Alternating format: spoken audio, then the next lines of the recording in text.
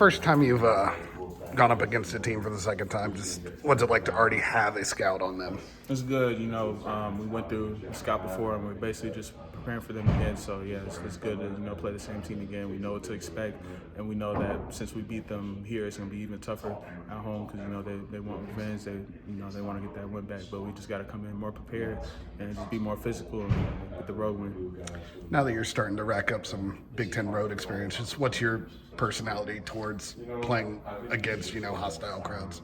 You just gotta, you gotta concentrate, and you also have to have energy while you're playing. So you can't relax anywhere. You can't get complacent. And when teams go on runs and stuff like that, you can't hold your head down. You gotta keep fighting and stuff like that. Keep taking good shots, whoever that is, whether it's me or anybody else on the team. Just keep taking good shots and stick with it. That's what Paint says a lot. So. Speaking some family connections up there, have you been to a game in Michigan before? No, I haven't. I haven't been to a game, but I used to watch my brother all the time when he was there. Your shot's starting to fall now. Just what's the relief of finally the productions, to what you knew you could do? Yeah, it feels great. Whether I'm hitting shots or not, I always try to make sure that that I'm playing defense. But it feels good that my shots are falling down. I'm getting more comfortable out there. So I just got to keep putting shots up before and after practice. Can't get complacent either. So. I know you guys take it one game at a time, but you guys are able to look at schedules. You have a pretty daunting last stretch here. Just what's the mindset locking in to try to win a third straight? Yeah, just like you said, one at a time. Just got to focus on Michigan and then focus on the next games after. We got to just be prepared, come to scout. Make sure we're paying attention, make sure we know our jobs, and make sure we do our roles.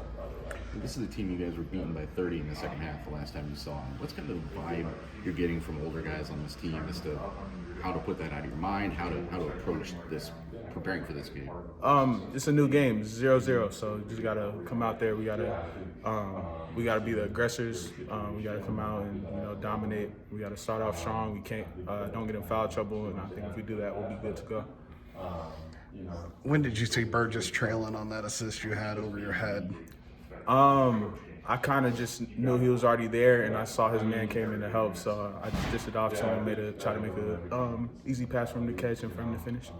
The playmaking is pretty natural for you, right? Has it been strange to kind of have to be more of a you don't make the decisions as much with Braden out there all the time? A little bit, because in high school I was well, now I'm more of a shooting guard, but in high school I was a combo guard, so we also had a point guard, but I would bring up the ball a lot, so it felt good, to get that assist and for me to find my teammates, and I definitely feel like in the future, when the time comes, I could definitely be a point guard here.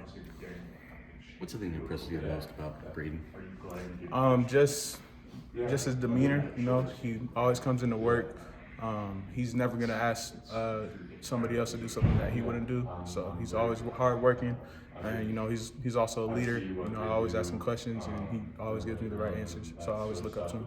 You probably watched him play a ton of basketball, the same way all of us did over the years, and even in person a couple times. Was it different when you had to guard him the first time this summer? Yeah, it definitely was. I try to make it hard on him, but his back in the summer, his shot making ability was ridiculous.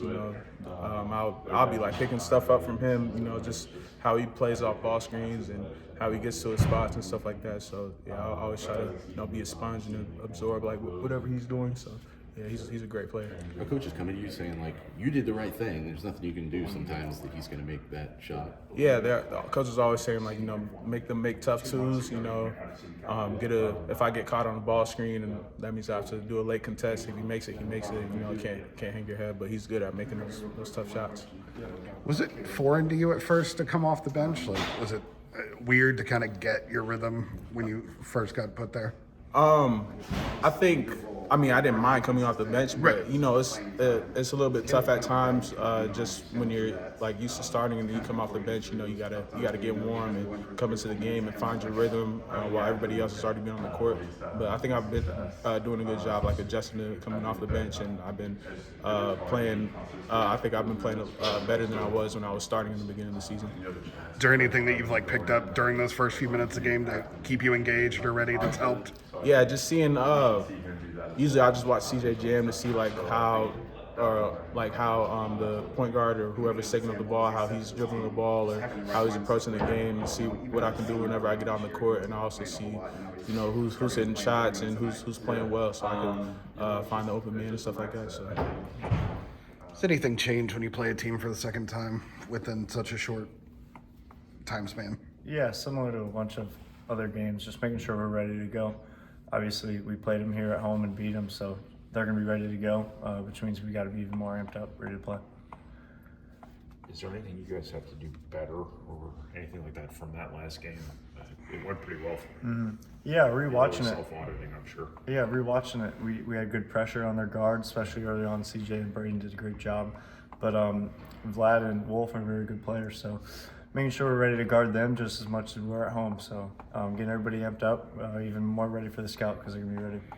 We're asking Coach Painter kind of about that concept after the last game, at least the stretch you guys have coming up. How much of this is a test of whatever you want to say, maturity, focus, all that stuff? A game like this where you've already won by 30, the other tough games that you have coming up. Yeah, it's obviously a test, but it's another step into winning a Big Ten championship. You got to win these last couple weeks, and you got to play well, getting ready for March. So it's a test of whether we're a great team or not. So I think it's good for us to get ready to go, play a team for the second time, and then heading into February, late February, March, get ready for March Madness.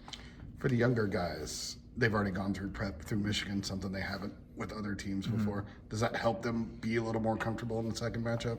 I'd say so. I think seeing a team twice, you got to be more ready for them because they're going to be more ready for you. So just re-emphasizing that to them, making sure just because we beat them last time doesn't mean they're going to lay down. Let's beat them again. So making sure we're ready to go. How much? I asked you about rebounding after the last game, and you said you didn't think that was actually a good rebounding performance that night. Has your gauge on what a good rebounding performance for Purdue is changed over the course of the season at all? Like, do you have a higher standard now than maybe you did in November? Yeah, I'd say it's more just doing it every single night because it's one of those things like turnovers. You could take care of it one game, but the next game you could have 12, 15, 20 turnovers. So just re-emphasizing how important it is to win a basketball game and how well you need to rebound to win Big Ten games, especially late in the season. Is it the biggest way Caleb has changed things for you guys, just having him on the floor more for that? Yeah, him and his ability to defend. He's gotten a lot better too. People don't guard him as much at the three-point line and getting into screening actions for other guys and just playing his role. Rebounding, defending, he's done a great job, and I'm going to hope he keeps it up. When Painter talks about teams are trying to take away the three-point shot, it means they're trying to take you off the perimeter, right? Is that a patience thing, a mindset that you have to change to be able to affect the game still while they're taking, your most dangerous asset away? Yeah, one thing I've always been taught growing up is you can't just be a one-dimensional player. So if the three ball's not going, you got to do other things to make your teammates better and help the team win. So whether it's passing, whether it's attacking the paint or defending, you gotta do stuff to help the team win. So just adjusting to however they guard me and whatever I got to do to help the team win. I see. After the game that you're back, your baseline inbound offense, a lot of that stuff is run for you. How much does it help that Sasha ran all that same stuff a couple of years ago here in terms of his ability to call that and teach it? Yeah, he does a good job of seeing how they guard under out of bounds and then attacking it differently. Some nights a lot of them are for me and a lot of the nights are for other people. So just adjusting game to game and being ready to take what's given to me. We got Braid's quote after the game, but you have any thoughts on Trey not being in the top 10 for either big man position? It's the same stuff over and over again. Has been for 3 years. We've been doubted. So just continue to do what we do. We don't really care. Some people don't even think Coach Painter should win Coach of the Year. So I don't really care what the media has to say. We're going to keep playing ball and keep winning Big Ten championships.